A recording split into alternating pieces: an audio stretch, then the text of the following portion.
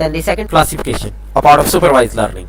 In classification, we may have the nearest neighbor classifier, Bayesian classifier, vector machine classifier, decision tree based classifiers. First, let's start with the nearest neighbor classifier, k nearest neighbor classifier. The k nearest neighbor classifier is the instance based classifier. That means it computes or it classifies an instance with the comparison with all available instances, or the prediction is done with by comparison of those prediction or those desired data with all available training data. In the k nearest neighbor, k is the number of neighbors that we have to be considered. For example, k equal to 5 means we will consider 5 nearest neighbors, or the 5 data points that are closest to the unknown data, and the class of the data or the class of the unknown data will be the majority of those 5. If we see in a graphical representation, we can say the KNN is generating a Voronoi diagram, or it's a hypothetical Voronoi diagram. In fact, it's just the collection of the neighbors, but we can represent or we can visualize it like a Voronoi diagram. And in the Voronoi cell, one cell represent all the elements of the neighbors of an element, and then the closest Voronoi diagrams or the edge or the Voronoi with cell with the common edge are the neighbors of each other, and so on.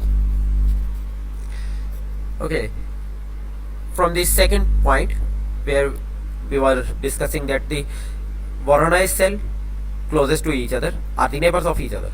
That is the basic idea of the KNN. So in KNN we choose an odd k, odd just because of to be safe from the tie breaks. For example, if we choose k equal to 2 and we are working on a binary class, then there are sufficient chances that we are end up with a one positive and one negative sample. In case of multi-class, odd can also be a problematic in terms of ties, but at least in binary class it's good to have odd number to save from this problem of the ties. And k equal to 1 is generally known as nearest neighbor classifier rule. The algorithm works with the training, and training is just the storage of the elements. For example, if we are provided with n elements for training with their labels, then in training we just store those n elements, and in the test we compute the neighbors of element. For example, if we are provided with n elements at training, we store that elements, and in the in terms of prediction we compute the distance of the predicted element with all the available elements, and compute the closest k elements of that, or the k nearest neighbor of that element, and among these k we decide the label on the basis of argument max of those neighbors. And v is the class, which can be two class, for example binary class, or it can be the multi-class. Let's have an example. We have a point q, that is, let's say, unknown point q, and there are some points plus minus positive and negative samples. If we consider k equal to 1, that means one nearest neighbor, then the one nearest neighbor is plus, the class of q will be positive class for one nearest neighbor because its closest nearest neighbor is plus. And if we consider 5 nearest neighbors, if we see the 5 nearest points to the q, these are 3 negative and 2 positive, then the class will be negative. That's the difference between the different values of k. Higher the value, we will consider higher number of elements, and with the lower number of values we will consider lesser amount of elements, and then the decision can be different on basis of the value of k. Let's see, we have an example of class results. GPAs are let's say 2, 3, 4, 2 and 2. Similarly, semester number, 7th semester, 8th semester, 2nd semester, and so on. The results are pass and fail. We can decide the nearest neighbor of the sixth element or the unknown element, and then depending upon the nearest neighbor we can decide pass and fail. There are some alternatives or some modified versions of KNN. One of them is distance weighted or the weighted KNN, and then weighted KNN have another specialized type or mostly used type, that is distance weighted. In this case we just change the counting into the weighted counting or the weighted sum.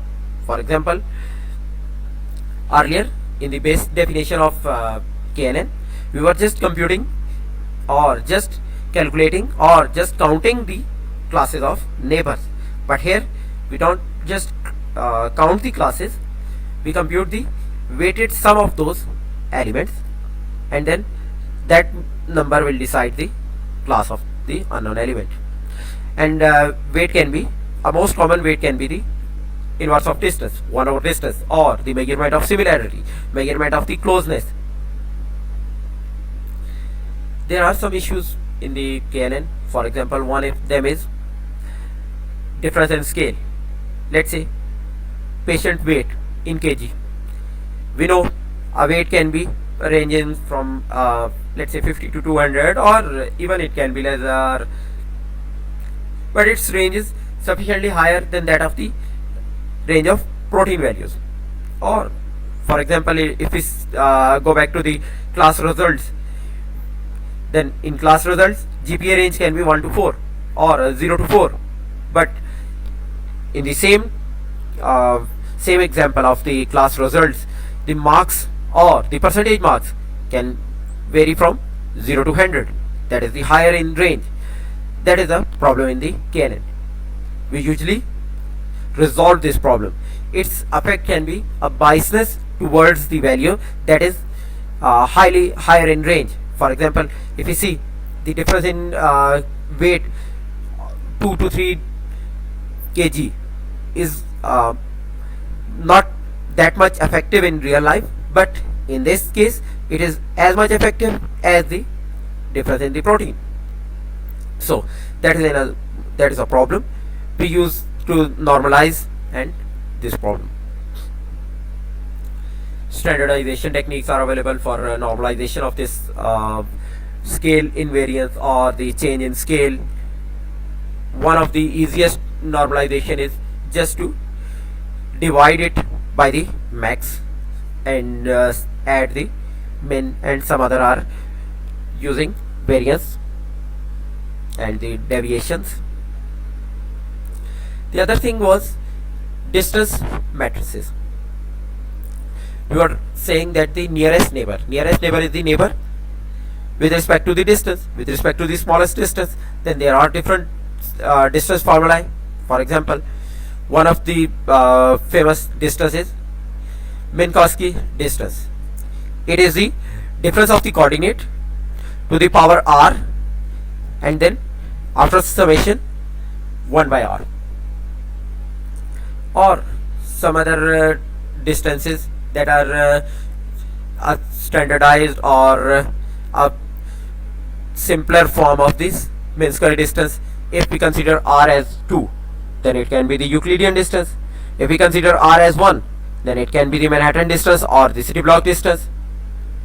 Then another distance is also available that is being used some of the papers, which is the difference over sum.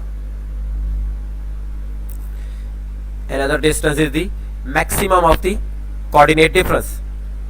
For example, if we are considering the XYZ coordinates, if we are considering 3 features, then the distance is the maximum distance of among these 3 features. Then again quadratic distance, which is the difference into weighted distance. Another chi-square distance, which is the normalized in x-axis and y-axis, or we can say it is normalized on each vector and on each value of the all elements. It is two-way normalization. And some other distance matrices are also being used, but the most common distances are the Euclidean and chi-square distance. These are two most common distance matrices being used. by the most of the researchers. Most of the distances are based on the real value, but how about the nominal values, nominal attributes? How to calculate the distance between nominal attributes? Let's say we have three classes or three values, three nominal values: red, green, and blue. What is the difference between red and green, green and blue? If we label them 1, 2, 3, then which one should be the 1, which one should be the 3? How to compute the distance? That is another issue in the distance.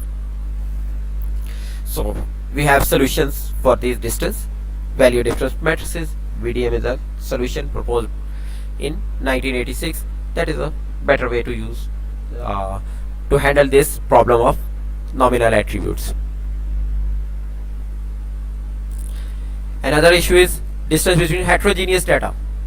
Then we have some of the options for the heterogeneous data by the Wilson in 1997. Okay, some remarks on the KNN. It works on many of the applications and better in the noise tolerance, but the problem is of curse of dimensionality. It uses all the attributes irrelevant or maybe partially relevant or maybe misleading attributes.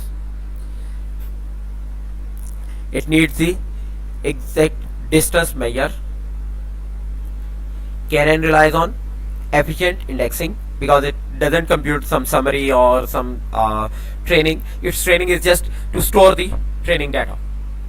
So at each point or at each prediction we have to calculate the distance of that point with all the point in the corpus or with all the points in the training sample.